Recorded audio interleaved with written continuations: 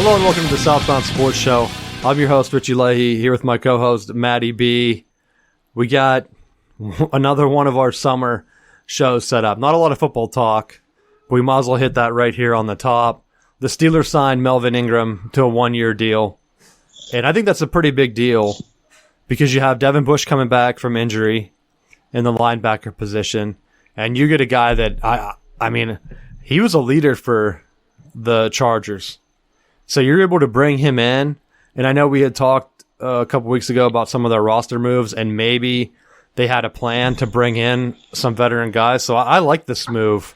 What do you think about him, man? Yeah, I thought it was a really good move. He was a captain for the Chargers, so you know that he was a winning people over in the locker room, and I think those are the kind of guys that going forward they need. With the guys that they bring in, they can be a little bit more picky with who they're bringing in, make sure they have the culture, the veteran leadership, so that the guys come in and if there are people that are goofing around, that hopefully they have people to police the ranks and get the job done. Yeah, the only thing that I could see people knocking it about is that they were hoping for more line help. They lost some people there. Let's go ahead and then bring back up the defense. But you could also look at it from the perspective of the team was undefeated last year until the defense started to have injury issues. And then that forced the offense to press. And I know that's one of your things that you always point out is that I know I go against Ben Roethlisberger, but when he was at his best, you're right. They had a strong defense. He didn't have to throw 800 times a game. So they were able to just run the ball. They were able to put it off and do whatever they needed to do. And I think just having that comfort where knowing if he needs to throw the ball, that's great. We've seen so many conflicting things come out about his arm, where some ESPN and some other reporters are saying that he's going to be benched by the mid-season. Others are saying that it's the best he's ever looked. And it's probably somewhere in between there. But getting some defensive help can also be big if he is dropping out sometime or he gets injured again and you have another quarterback coming in like Mason Rudolph where he's not going to be able to put you on his back. I mean, he had a chance 2 years ago. Didn't happen. So we know who he is. He would have to make dramatic leap in his preparation and stuff, and I just don't think that we're going to see that. Even Haskins, dude, he's getting in trouble again off the field. Did you see that? I saw something, but I wasn't sure exactly why. I didn't look too much into it. It was basically like he got beat up by his girlfriend or something. I didn't have all the details, and I was like, they didn't talk about it on the show because the Steelers are giving him a chance. He was going to clean up, or I think it might even have been his wife, which is even more shocking to me because based on his antics in Washington, I didn't think he was married. And so I was like, oh, this is interesting. So you have a guy, he's not going to take over for Ben. He's going to be out of the league in a year. I tried to give him the benefit of the doubt, but no, not going to happen. And so now they're looking at it, and maybe that's the route they look at, and they say, all right, we're going to get the defense set up. And then whenever we do our quarterback transition, maybe it won't be as bad as whatever other teams have seen. And maybe they can bring a guy in. And I know one of the guys that I've been talking about on and off, I haven't mentioned him for a while, Aaron Rodgers, comes out that he turned down a 2-year extension for the Packers to be the highest paid quarterback. And so if you're looking at a guy where everyone keeps saying oh no, he'll be fine, we're not going to hear about him, eventually, whatever, he's going to show up. He hasn't shown up to any of the voluntary stuff. The date for his camp is July 28th, which is in basically a week, whenever you're listening to this, maybe less. And now they're trying to kind of backfill, going all in on Jordan Love. Where's Rodgers going to go? It'd be very easy transition for him. Hey, you're late in your career. We've already kind of let Ben do his sunset thing. Why not let Aaron Rodgers do it? I mean, I've had some debates where people are saying oh, he's past his prime. What's different than what you're going to get with Ben? But who knows? I mean, he's had a more recent MVP than Ben did. I don't even know Maybe he didn't. I don't know. I don't keep track of MVPs, actually. I shouldn't even have brought that up. But what do you think, Matt? Do you think he's with the Packers this year, or where do you think he ends up? Well, it seems like he's pretty hell-bent on sitting the year out. So I at this point, I wouldn't be surprised if he sat out. I wouldn't want him to at this stage of his career to come into Pittsburgh, because you're basically trading one guy at the end of his career for another guy at the end of his career. Yeah, but the defense is right there, Matt. Why would you pass that up? I mean, look at the Broncos. Like, they traded for Peyton Manning and they got a Super Bowl out of it. Wouldn't you rather have that than like some transition, like some teams see, like they go through, and then you never see like the light at the end of the tunnel? I'm drawing a blank right now. If things pan out in Jacksonville, why not trade for Gardner Minshew? He's not MVP caliber. How do you know? Everyone that was worth a crap on his team got traded away. I feel like he would be a Tommy Gunn. Remember him? I was looking back at some old Steelers stats where they have Tommy Maddox come in and they like immediately give him the nickname from that Rocky villain. It's like, what are you doing, Pittsburgh? But then he comes in, he's slinging it around. And they weren't bad with them, to be honest. But it wasn't like a high enough ceiling where, is he going to get us there? He would almost be like, to me, a Garoppolo type. Where, are you going to hit some big throws in the game? Maybe. I mean, I like his style, to be honest. I would love cheering for him. Like, I'm not going to knock that at all. I mean, to me, he fits in more with the style that Pittsburgh plays, where he's coming out of Mike Leach's air raid system. He throws the short game really well, the crossing patterns and different stuff. He does it phenomenally and processes really well. But I think that would mesh well with Pittsburgh's quick screen game. I mean, the passes that really Pittsburgh gets hurt with are when Ben stands back in the pocket and chucks up the deep balls. So if you brought someone in that's willing to play the percentages and throw the short game, I think that would be a good fit. And more importantly, I think you could probably get him for a reasonable amount. Like, you're gonna end up having to break the bank to bring someone like Aaron Rodgers in. If he's already demanding like the highest among quarterbacks, Pittsburgh won't have that kind of money. But maybe he's not. I mean, there's nothing that has come out that said like Aaron Rodgers wanted to be the highest paid guy. It more seems like he wants a supporting cast and he wants to just have a chance to win another Super Bowl. And so the Packers are the ones that are like, hey, no, you're the face of our franchise. Let's max out your salary. And then he's looking around and it's like, oh, well, what about the rest of my team? And they're like, oh, we're going to help the running game? Like, nah. We're going to give me any other receivers? Like, nah. Okay, well, what are we going to do then to help make the team better? Well, we're going to pay you more. Like, we don't want you to leave, but we already drafted this backup quarterback too. So it's like a weird situation all around. But even if the Steelers wouldn't get him, I mean, there are a lot of veterans, I think, right now that I don't want to say that are available, but like Deshaun Watson was looking to move around. He had his own off-the-field issue stuff that I don't know if that was ever resolved. But like, what about some other guys? Like, look, you could see, let's wait and see how Stafford does whenever he moved teams.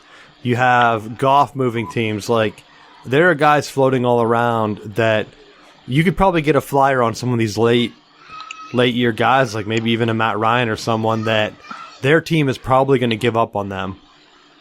Can the Steelers go ahead and get them for cheap?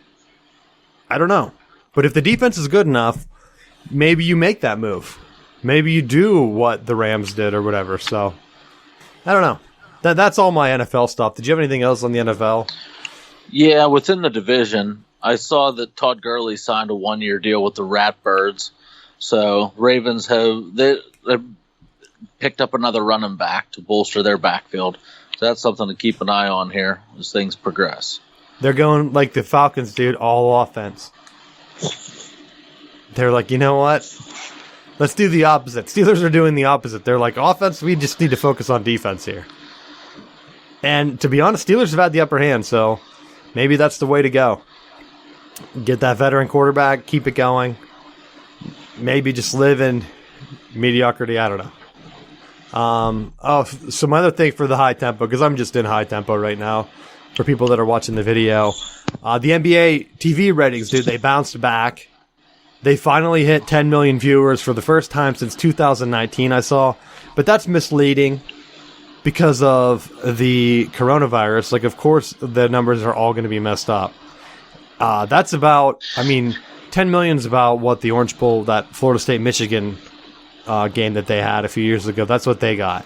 So that's what you're looking at in comparison to other sports around an Orange Bowl type appearance, which for the NBA, you have the Olympics coming up, which I have on here to talk about today. But it's a good bounce back. I thought they were going to be a lot lower because you're looking at Milwaukee and Phoenix, but I had already said, too, that the small market thing doesn't exist anymore. People keep talking about it, but it doesn't. With the internet and the way games are streamed and they instantly have highlights and stuff, it doesn't matter. You need to be able to market your guys. The NBA they've been marketing Giannis for I don't know how many years now about how he's going to be the next big guy. I think they were just waiting for him to move to a bigger team. And I don't want to say like a bigger market. I just mean a bigger brand name team. If he can get Milwaukee to win 3, 4, 5 championships, then I think you see them become one of those teams like Golden State. Golden State wasn't anything until they won the championship. Free agents weren't signing there. Like, there were not a team that anyone talked about. And you can look back and like have some revisionist history, but before they came in, it was all about the Heat because LeBron went there. You had the Celtics because of like KG and all them. You had the Lakers because Kobe was around. Maybe the Bulls. Everyone was kind of hoping that someone would step up, like with Derrick Rose, maybe to replace Michael Jordan's run. Maybe the Pistons were pretty big. And then you had some of the other like historic teams like the 76ers that always get a lot of fans, the Knicks. Maybe not have had that level of success, but no one was talking about Golden State. Like, so any of these teams, Phoenix, going back to the Barkley years, I don't think they ever won a championship that I'm aware of. Maybe I'm wrong.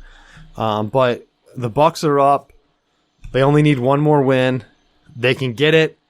They're up big right now in the first. So they can wrap this up. And now the narrative is, it's weird. Because when the Suns came up, they were up like, 2-0 in the series, and then they choked this away. But everyone was writing articles about how, Chris Paul didn't really win this championship. When he wins it, this should be an asterisk. Now everyone's like, Jonas, he's so great. Really proving that this is a tough year. Now he's going to be one of the best. It's like, why change that narrative? If it was a weak finals and a weak playoff because of all the injuries, why would he get the bump over Chris Paul? It's weird. Do people just hate him because of all the State Farm commercials? I don't get it. I don't know. But I did know some more guys because people were like, hey, you said you didn't know anybody. You don't know these guys? I'm like, I guess I do know a couple guys on the team once I realized who was there. But I don't know. It's good to see them bounce back. Long term, you have the men's and the women's basketball teams in the Olympics losing their exhibition games. Not good going into the Olympics. So anything else you had to start off the show? Any 7-on-7 updates or anything? Actually, we had a really good 7-on-7 on Friday. And it was the first time that I had actually been at the upgraded stadium at Wimber High School. And there was us, there was Northern Cambria, and Bedford. So we had 3 teams that within the area are going to be pretty good this year. And as far as the 7-on-7 work, that was about as productive of a day as we've had. It was nice because the structure of it allowed for a little bit slower of a pace. So if there was stuff that didn't look right, or if I wanted to talk something through, I had the time that I could stop and have the other team put their defense back up and say this is what we're looking to. This is where your route needs to be, and kind of talk through some of that stuff. So it was a good learning experience. And definitely think we got a lot out of it. I think, especially with quarterbacks at that age, repetition it matters, and just getting that confidence and some of that like comfortable feeling in the game and knowing what you have and what you can run, I think is a big deal. And even going into college, I think that makes a bigger deal than what people realize with some of these teams that everyone's like, oh, they choke a lot. It's like, yeah, but their quarterback gameplay isn't there yet. So they either need a coach that can elevate that, like Lincoln Riley's been able to do, or like you need to have another system that just makes it easier for those reads to happen. And I will say that I was really happy that we're starting to see the kids understanding some of the situations and knowing what plays that we have in our toolbox that work.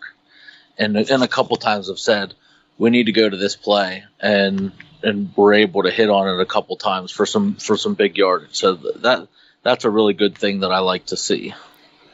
Very cool. How many more do you have before it wraps up? Because you guys have to be finishing up soon, right? Yeah, we have one more tomorrow, and it's just a just a one team 7-on-7 that really is going to be a lot more emphasis placed on just teaching more than the more rotational competition style 7-on-7s that we've been in. That's very cool. And then you guys have what, training camp coming up? And then once we get into August, we start to get into the show, heat acclimation and camp, and we'll be bringing you the updates. Heat acclimation in Pennsylvania is the most ridiculous idea I've ever heard. Well, it makes sense because when you think of how a lot of kids are now, where the school year ends and they choose to stay home and play video games as opposed to playing outside, they have to get used to being outside.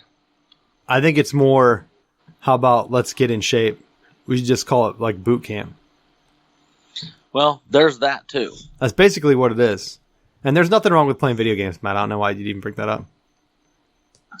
Well, I bring it up because in years past, like, and not to sound like an old timer, but what did you do in the summer? You went swimming. You played wiffle ball. You played football. You were outside climbing trees and being a kid. For the most part, you weren't locked in your house in the air conditioning. So you didn't, when your football practices start, you were kind of in shape to begin with. Well, I think that also has to do with, like, even some of the video games thing, because I saw this, like, debate on it. Like, video games now are so cheap compared to before that, like, I think it was almost like a cycle, like you said. Christmas or, like, when it's winter time, I think you would get that, like, you'd get that one gift because they were more expensive. There wasn't, like, an online marketplace or, like, your phone where you can just download games for free. Like, there was no free Fortnite that everyone was playing. Like, you got your $70 Jackie Chan action Kung Fu for the NES, and you liked it, Matt. And if you weren't good at it, and you kept dying, you just gave up and quit playing video games altogether because you only had that one game. And then now it's like, oh, here's 300 free games, Matt. I turn on the TV, I see ads for all this stuff. So it has to be hard for kids where, like I think before, like, you would have that in the winter, play some games, maybe watch some TV. When summer came and school was over, you weren't going to do that. You were bored. And so then you're outside, and then, like, I put hours into wiffle ball just because there's nothing else to do. So you go play some baseball, swimming at the pool, like you said, do some other stuff. Maybe, we played a bunch of games we just made up. So mostly sporting type stuff. And that kind of brings up my next topic with the Olympics here. But before, I wanted to mention, to circle back on the NBA stuff, they're not exactly back with the ratings, so I want to make that clear. This year, so far, they're averaging 9.3 million. That 10 million was only for the Game 4. The 2019, like, the entire finals were averaging 13 million, 13 and a half. So it basically has fallen by 4 million still. But they are coming back up, and I know other sports are still down, so I don't want to just single out the NBA, but I wanted to bring that up. But now getting back to, like, the outdoor stuff, like, when I was growing up, and, like, I hate to sound like an old timer, but you would always make up games, Matt, where there were like clear winners and losers, right? Yes. So now the Olympics, and I didn't even put this on. I didn't give you a heads up because I wanted to like just talk about it. They added 5 new sports this year. They bring back baseball and softball. Awesome. They bring in karate, which, okay, I don't even know how many other fighting sports they have. But then they add in skateboarding and surfing, which to me are more judging sports, right? Like, I know you can get knocked if you like fall off a surfboard, but it's not racing. Like, it's about doing tricks and like doing whatever. And then they also added sports climbing, which I wasn't sure if that was going to be a race or if that was another style one. But I think some of the Olympics, man, I'm just so tired of like these sports that it's kind of just like a judge can decide. And to me, that's all the stuff that gets airplay on the Olympics, and it annoys me. But what do you think about it? Well, I mean, that's almost like with gymnastics. Like, gymnastics is there's always some kind of issue with the judging. Oh, you bring that up because Michigan won the national championship, Matt, this year? No. I bring it up because I passively follow gymnastics now. Big fan. Well, and I like the some of the comments from Simone Biles where she said, like, basically at this point, it's like things are rigged against her because she's performing so much better than everyone else. And I have to agree that there almost is a bias at this point because she's in a complete different world of her own. And to me, like, I understand that there's a lot of sports and stuff that go into it, but it's just like judging. Like, the judging thing annoys me. And I get it if you want to have gymnastics or whatever they call it, like Olympic sports. But like to just be adding in like skateboarding and stuff where they put like the arbitrary, okay, here's going to be a rating. I still feel like even I could see it either way for her. And with other athletes, like with like Tony Hawk, you're telling me that if a judge sees Tony Hawk back in the day, that he wasn't going to give him a ratings bump because he was Tony Hawk? Like, some of them, I don't know. Like, I think that there's going to be a bias there either way. Maybe because they're winning a bunch of championships and everyone's like, all right, how about we make someone else win it this time? Because a lot of times they're doing the same exact stuff, Matt. Like, it's not like they're doing anything drastically different. It's just about hitting them and maybe landing stuff a little bit better. And I don't know, some of the routines and stuff. So, well, I am surprised that they added skateboarding because they had the X Games like for some of those different sports like skateboarding. Well, see, I wonder if the ratings and stuff have been going down though, because I always felt like the X Games had good ratings because it was on all the time. Like, same with like the powerlifting things. Like, I feel like ESPN2 lived off stuff like that because you could watch it at any time.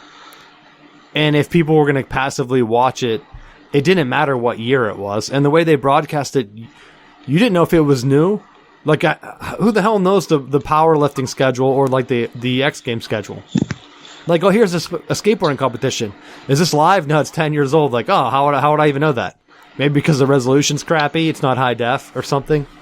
But like, I just don't see, like, why add it to the Olympics? It's supposed to be to show like which country was better, right? Like, that's the entire point of the Olympics, isn't it? Yeah.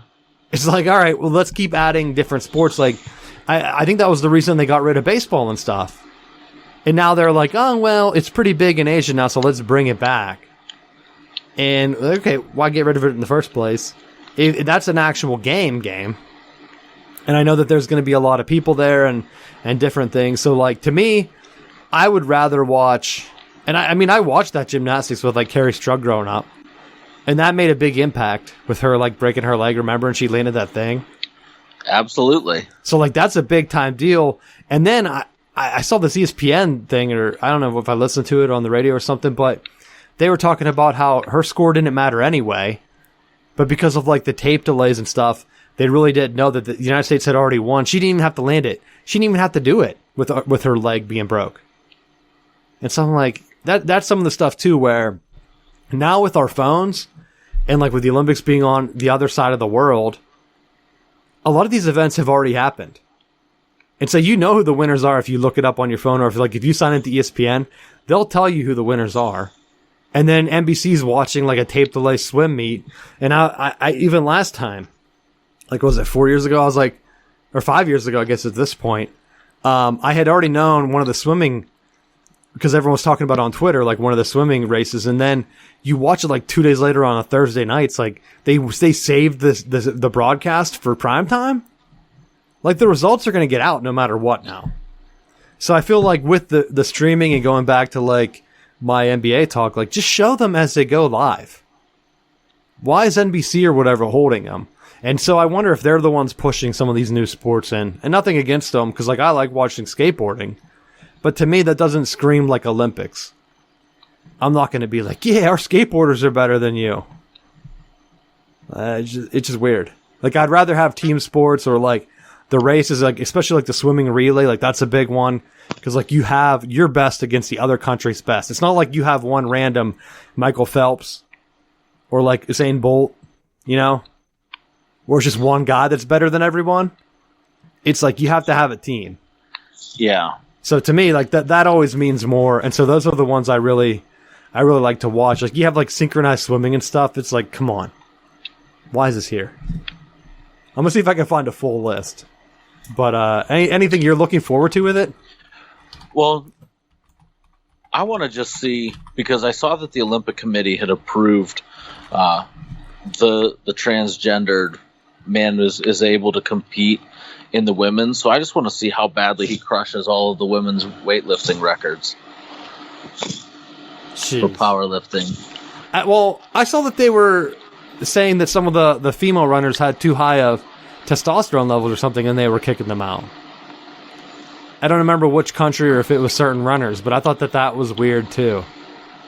And so I wonder when they come up with the rules. And like I'm always for, just let them go. If you're gonna do it, just let them go. Quit worrying about doping, and let's see who's the best. Like, isn't it about peak human form? Like same with like the Tour de France, they're talking about like, oh well, Lance Armstrong, he cheated. Like, how good were his times, though? Like, in 10 years, if someone is crushing all of his times, then we can look back and be like, yeah, that was his best on drugs. He's not even as good as the guys now. That's what they talk about, like, with football now. They're like, oh, those people from the 80s, they couldn't compete because athletes are so much faster and bigger now. It's like, are they? Are they really that much bigger? Like, maybe a Bo Jackson wouldn't be as dominant, but he's probably still going to be pretty damn good. Yeah. So, like, that's why, I mean, if they're going to have it, let's go. But, like, so here's some of the sports, Matt. Artistic swimming, why? You already have goddamn swimming. Then they have, like, marathon swimming, which I know is, like, a long-distance one. Diving, water polo. Like, those are okay. But, like, why have the artistic swimming? Just get rid of that.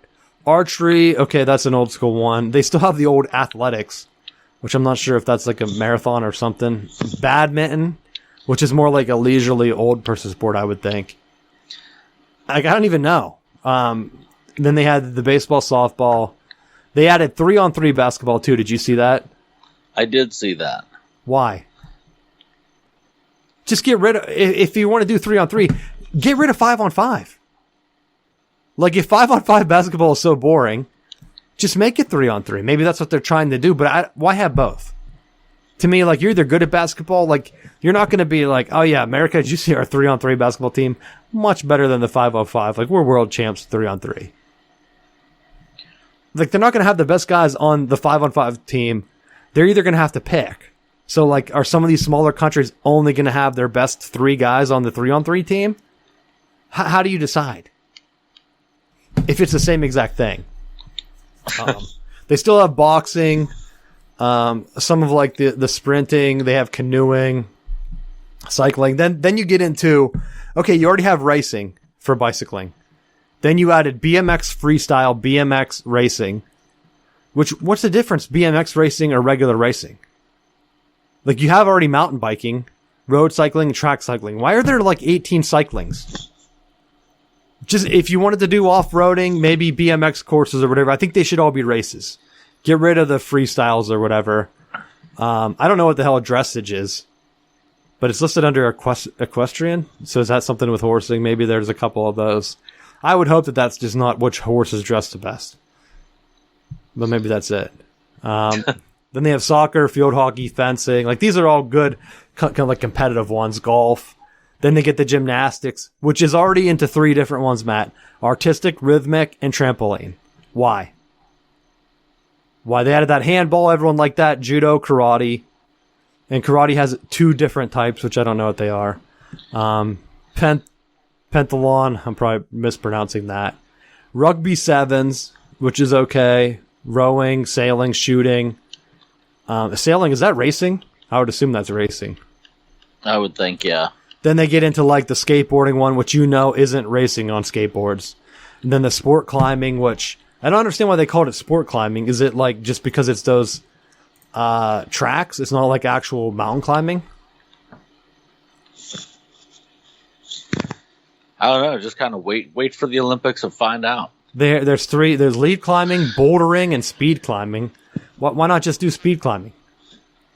Isn't that like have them race to the top? Like that's a good one. I'd watch that. It's almost like American Gladiators or something. The Ninja Warrior.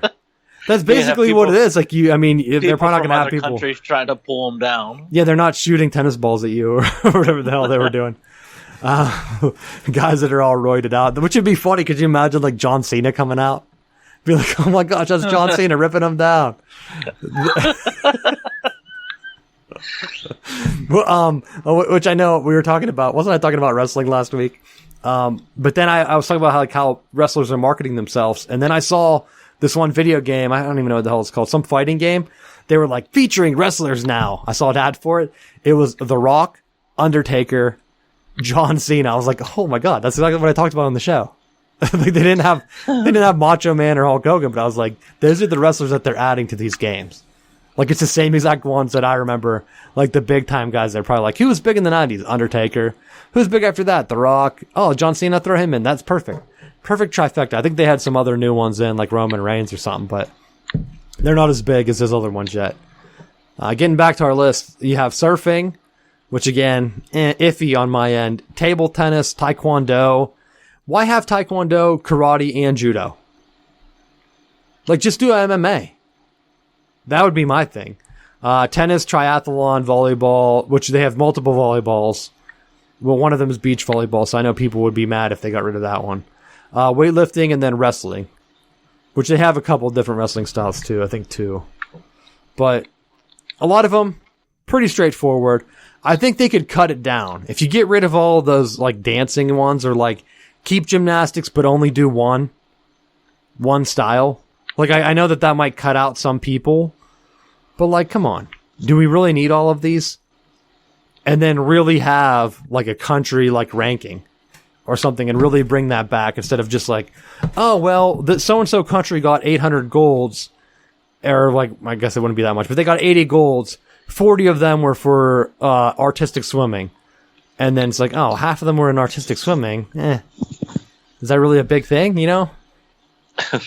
They could weight it like the Director's Cup, where you like the bigger sports like swimming and like sprinting and some of the the races and stuff. Like those are going to be your higher ones, and then each ones you get lower points, and then they show you which country's actually the best. But I don't know. I was like, we were talking about it. I was talking with some friends off the air, so it's like, are you excited about it? Maybe. I don't even feel like I know anyone anymore. Michael Phelps is in the booth. So hopefully we win some sports. Like, some of the other ones we didn't even qualify for, some of the other bigger ones. Like, are we in soccer? I don't think so. Unless I know we always miss the World Cup and stuff now. We miss the Olympics. It's like, all right. Like, that's one of the big ones that matter to, I think, a lot of countries. But it's starting. By the time this comes out, you'll see it, starting with like softball and baseball. And like you're talking about like the gender stuff. Why not just have them on the same team, Matt? Like, why not just play softball? Why have baseball and softball and have it mixed gender? I think that would be better. I agree with that. You could even do that with basketball. Have 3-on-3 basketball, but at least have it at least be one a woman if you wanted to mix it up. Go for it. See what happens. I think that'd be cool. Like Brittany Griner out there. Dunking on some fool from another country. That'd be awesome, dude. I'd be into that.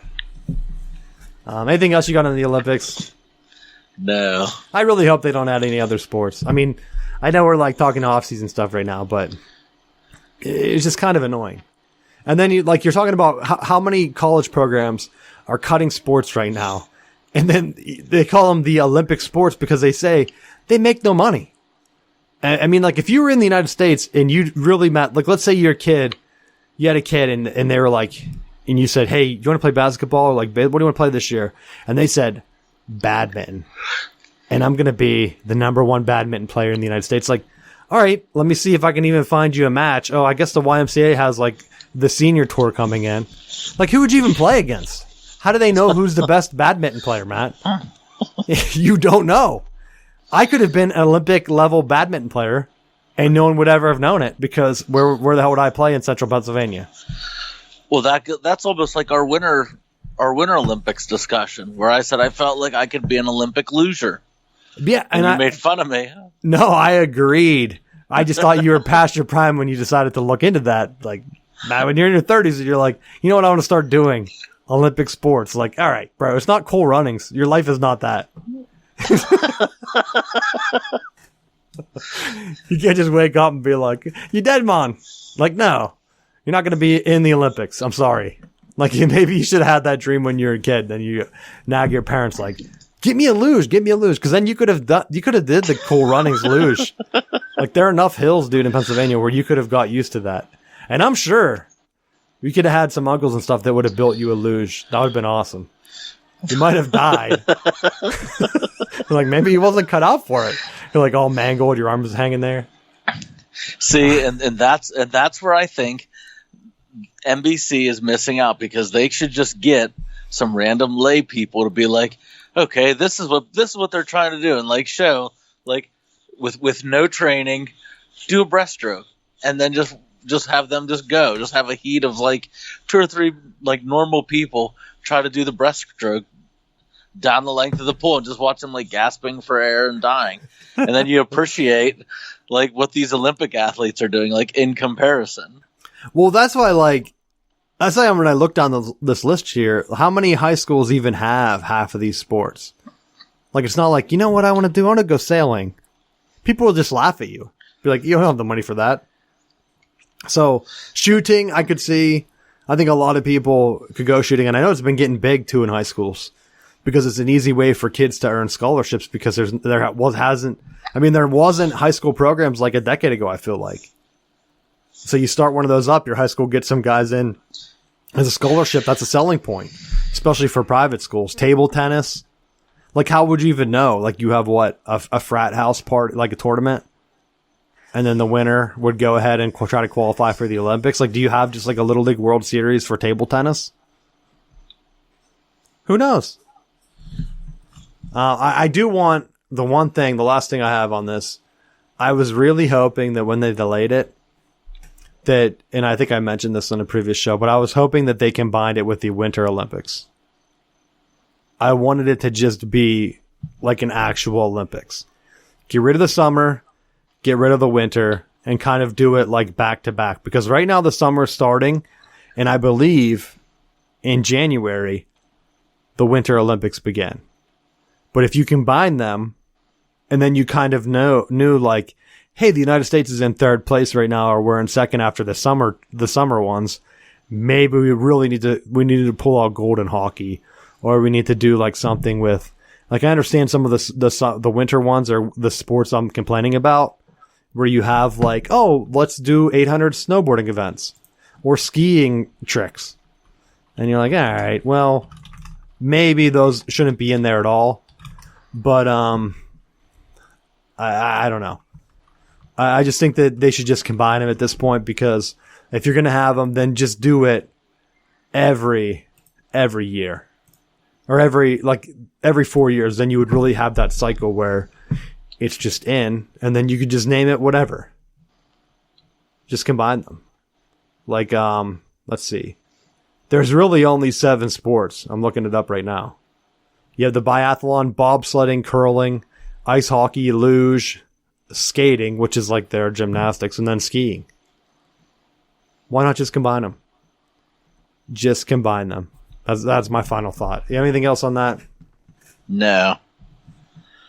I mean, that's what I think is going to happen with high school sports. I think they're going to just keep combining them, and then you have everything just become whatever they have. And I think you start to see other weird sports that just become like, hey, remember when we used to play this at gym? Yeah, that's an Olympic sport now because everyone was playing it for 15 years. The United States got it sponsored. And so, like, you'll see, like, another, like, hybrid sports. Like, what was that basketball one they had? Everyone was on trampolines? That TV? Like yeah, I know what you're talking about. I don't remember the name, but you might be right with slam ball or something like that. That's what I picture.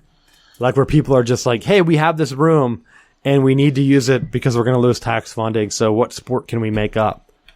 We have those trampolines? Yeah, throw them out there. Yeah, let's make this sport. And then that's the next Olympics, so... my last thing, it's probably going to be a short show because I really don't have much I wanted to bring in.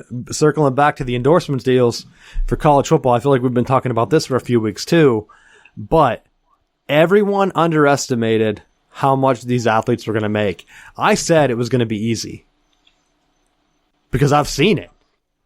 Like, I mean, and that was in a small school, so you come in and you're talking about guys that have big marketing campaigns. Nick Saban came out because it came out that their starting quarterback has already made like $1 million. He hasn't even played yet, right, Matt? Right. So you have a guy coming in, he's making it. Michigan's quarterback came out, he's been making, I guess, money on his endorsement deals, and he announced that he's going to be donating some of his to like the children's hospital. It's like, all right. How many other recruits are going to see that and they're going to say, this guy's making so much on endorsements, he's donating some? And I wonder how many other players are going to get behind that. Because, like, to me, awesome. If you're making that much, donate some. That's great. But 2 weeks ago, the narrative was going to be, hey, these guys aren't going to make anything. This is just a joke. And now, like, Dabo Swinney comes out and he's talking about how, oh, well, I think the 12-team playoff is going to happen, but I'm not a fan of it. It's like, yeah, he's in his self-interest, Matt. If Dabo sees this money flying around at Miami and Florida State and stuff, and then he sees the playoff expansion, and he doesn't want it to happen, it's for good reason, because he's afraid.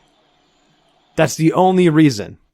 Because right now, the system favors Clemson, it favors Ohio State, it favors Alabama. They were just the schools, Oklahoma, that got lucky and were hot at the exact same time that the playoffs were there. All of the players have been funneling into the same schools. This marketing thing and the expanded playoffs open that up times a million. Because now, like I had said before, 10 years ago, the recruiting pitch was, hey, you can come play for us.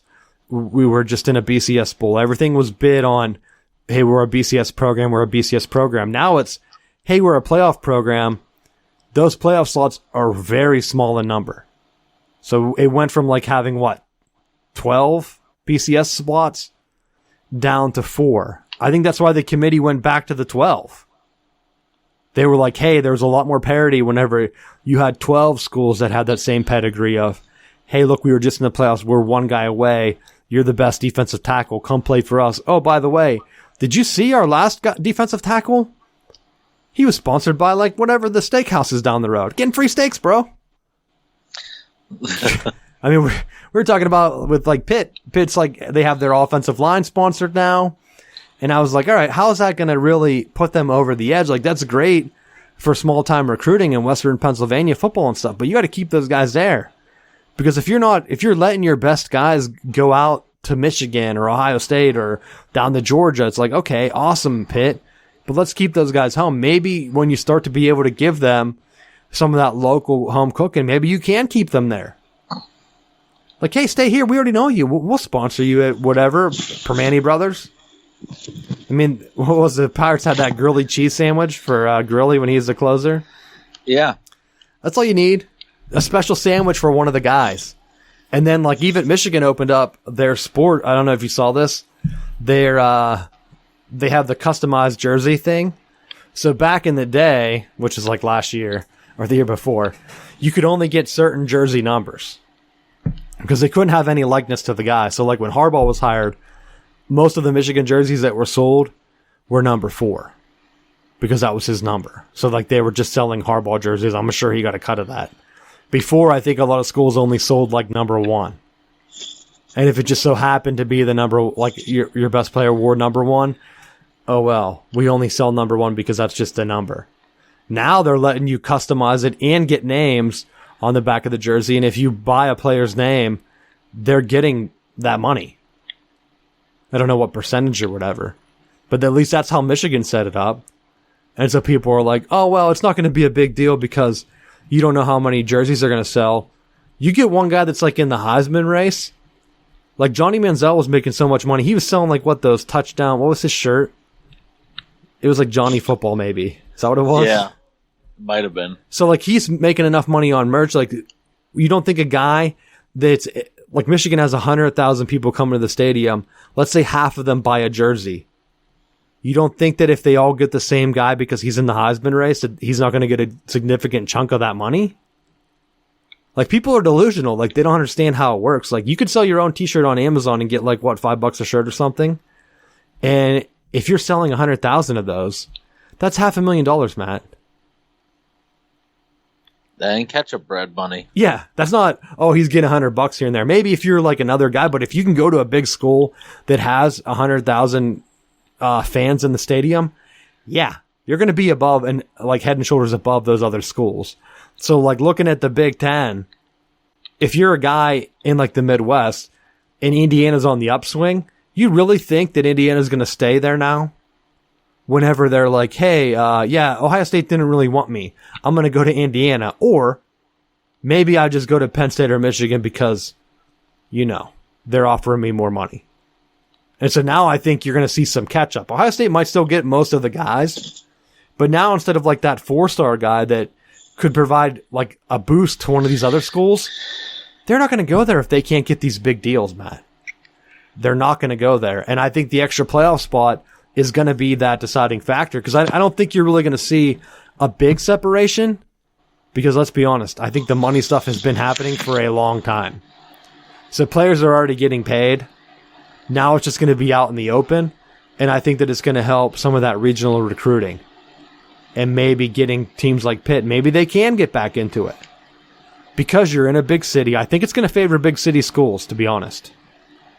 Urban Meyer even came out and said, like, Ohio State's in a good deal. They're in Columbus, a great big city. Maybe, like you could see, I wonder how Michigan will be affected because they're so close to Detroit. Or is that going to help them? Is it going to hurt them because they're not really there? Penn State isn't really anywhere. So how is that going to affect them? Like, is that going to maybe boost up a team from Philadelphia or Pitt? Because they are in the big city already. I think that's what we're going to wait and see. But I think the football programs that are willing to embrace some of the other programs within the school, like if you have those marketing and social media type programs in your university, if they partner with those programs to help the athletics brand themselves and do some of that stuff, I think the potential is a lot higher too. Did you see Auburn's mess up, dude? No. At first I thought it was Florida State, and then I was like, wait a second, other schools mess up their social media too? So they had their players come on campus, man, and they were posing with Joe Burrow's Heisman.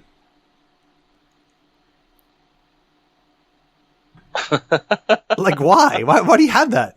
Like, you're like, hey, we're going to have guys come in, and we're going to give them commemorative Ohio State, like, a championship trophy. Like, that'd be like if a guy came to Michigan and was like, hey, we're going to come here, and there's, like, just the Ohio State Big Ten championship trophy there. And like, here, take a picture with that. Maybe that one day that'll be ours. The guy's like, this is LSU on it. I'm wearing an Auburn jersey. What the hell's going on here? That's basically what they were doing. So it's like, And I'm like, oh man. And there were some other things too I saw. So I can't remember them off the top of my head. But if you look them up, look up Auburn football and some of their social media mess ups. And it's not even just social media. Like, that's recruiting. Like, they brought in the guy had, I don't know, like it wouldn't be his real Heisman Trophy, right? Like maybe they just bought a knockoff and then that was the knockoff on eBay. They're like, oh, when they see Joe Burrows, they're like, hey, can't we just get a Cam Newton one? Like, come on, man. We have to put in a custom order for that. Just get the Joe Burrow one. No one will know. Yeah, it's close enough. Like, take the nameplate off. Because if you take the nameplate off, how would you know whose it is? Right? One would think. That'd be my thought. Why have that on there at all? So, I mean, there are going to be some schools that you see doing some weird stuff. But I also wonder, is it going to help schools like Notre Dame? Are they going to be able to pick up other sports like you're talking about? I mean, they've been pretty well balanced, but it's not like they've been on like Stanford's level of national championships in all these other sports. Maybe now being a national brand, maybe that will help them. And so I wonder how the Olympic sports, are they still going to be focused out west in California? Because I think a lot of the Olympic training and stuff goes on out there and they get most of the national championships in those sports. Is it going to start to be spread out across the country? I don't know. But it's going to be an interesting year. And I think that more and more players, I don't know if it's just going to be jerseys and like uniforms and stuff that they're selling. But like, could you imagine a team like Oregon, your favorite guys there, they have 5 different jerseys you can get instead of just one? How many people would buy all 5 jerseys? You know there would be a good handful of people. Yeah. That are like, hey, you know what? I need a home and away, and I need that special yellow duck jersey. Oh, and of course I need the bowl jersey because that's different. And they made the Pac-12 championship game. I got to get that jersey. And so, like, you're just paying the player because all they have to give them is a couple bucks for each jersey. It's not like they're losing money on them anyway. Like, they're making that for marketing in the first place. But I think it's going to also take maybe 4 years to see the impact of this. Because, like, right now, no one's going to knock off, like, the Clemson or Alabama. I think you're going to have, and this depends on the expanded playoff, too. Because you can pay players all you want, and there's only going to be a handful of schools that are going to be able to compete with what's ingrained right now. Like, maybe Michigan, Notre Dame, and I mean, Notre Dame's been in the playoffs. So really, what other big money school has been not there? Michigan? I mean, Alabama's been there. Texas, I guess. So, like, are we going to see a Michigan and a Texas pay enough that they're in the playoffs in 5 years, 4 years? Or do they need the expanded playoff to really bump them up? I don't know. I think that's going to be the big key. What is it going to take to unseat these programs that are kind of ingrained now? And maybe it will never happen. Maybe they will always be there. I hope not. But, I mean, if Dabo's scared, he has to be seeing something. I don't know. What do you think from a Florida State perspective? I mean, I definitely think it has to be on the back of his mind because the pressures to keep the foot down. I mean, they're already up there, and with having to compete with Alabama, I mean, it's tough. You want to try to keep that pressure on the rest of the conference. Well, even like you're looking at that, and some of the other coaches, like if just going to like James Franklin with Penn State, his main thing is that he elevated Penn State's recruiting. What happens if these other schools pay and then that recruiting never comes back up? Does he leave? Like, is Penn State going to be happy with 10-win seasons as the top? Because they never really capitalized off their Big Ten championship because the fans never really gave enough pushback that they should be in the playoffs, which they should have been. And then they've kind of fallen off. So, like, does that continue? Are they going to be back on the upswing? I don't know. I see, like, a lot of their stuff, but they really don't have big-time non-conference scheduling to really knock another win off. I mean, I know they played like Alabama a few years ago or whatever, but are they going to really have a schedule that puts them up?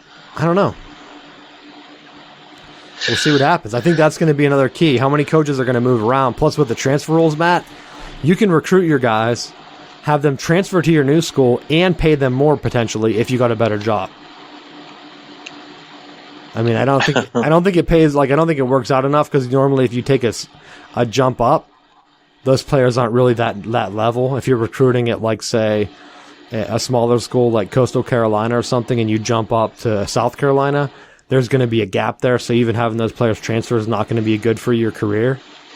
But, like, if you're already at Penn State level, and James Franklin decided to go to USC or one of the Florida schools, like they're rumored about him moving down there, why not take your best players from Penn State? Have them transfer, work out a deal with your contract that now you're going to have some new endorsement deals for these new guys, bring them in, pay them more, and then guess what? You're instantly competing, and you already have that culture you're bringing with you. Because I think a lot of coaches, they go to a new school, they lose their culture. If you can bring half your seniors with you, that culture comes. Easy peasy. That's my last thought. You have anything else on college football and stuff? I think it seems like things are off to a good start. Hopefully it's forcing the issue now with some of these college programs to have those discussions in terms of the college athlete making money and then being in that position where now they're learning, like, how to manage that so that when they go pro, they're able to manage that transition better, and it's not leading to so many players like bouncing out of the league and blowing through their money and ending up on one of those ESPN Sunday morning shows. And that's where it has to be taught with the program. And I wonder if you have a bigger school that's offering life skills type classes or whatever, that maybe they're able to push that to the next level and really help support them, and new recruits see that. And the parents, which is a big recruiting factor that people forget, it's not just all about money. A lot of times you have to recruit the parent, the mom that's right there, and show her, like, hey, this is what we're going to do for your son. Is it going to really take you? And that, I mean, it goes for all sports. You have to have the parents feeling confident that your school's the right fit, so why not? Get them in there and then show them what you can do after. Like, hey, we're going to give you this. Maybe we'll create a trust fund for you, or like give you health insurance. We'll help pay for it or whatever. Because I think that's another big key. It's nice if you're getting an endorsement and then you're donating it, but then, like, what if something happened to you? Like, what if you blew your knee out? Like, I would hate for it to happen, and I don't want to discourage people from, like, giving their money away for donations, but, like, the school's not going to think twice, man, if anything happens to you. They'll just bring in the next guy, next man up. Yep. So, I mean, I've seen it. I don't want to be negative on it, but you got to look out for yourself, number one. And definitely, it's going to be hard, too. How many of these guys, if you're the guy at Alabama, you're the quarterback, and you're making $1 million, how many people in the locker room are just going to hate you? Like, how many locker rooms are going to be destroyed because of it? Because, like, everyone always talked about my man T.O. and how he was breaking locker rooms down. You think in college is it going to be 100 times worse? The potential's definitely there for it. So that's another factor. But that's all I have. You got anything for the final bell? Actually, not this week. Kind of a slow week for us. Just thanks for all the support, and check out our website. Yeah, definitely. Any ideas, like you said, if you want us to talk about anything, we're going to be hitting the Olympics. I know that they're going to be big the next couple of weeks. Plus, we have summer camp starting for the NFL, so we're getting back into that. I think most of the other sports have been kind of wrapped up. You have the Major League Baseball stuff, but I don't even know if that's, like, TV ratings-wise, how big that is anymore, even. So it's tough. I feel like we're just going to end up talking about football all the time. That brings the downloads, Matt. So if you like it, let us know. And thanks for listening. We'll see you next week.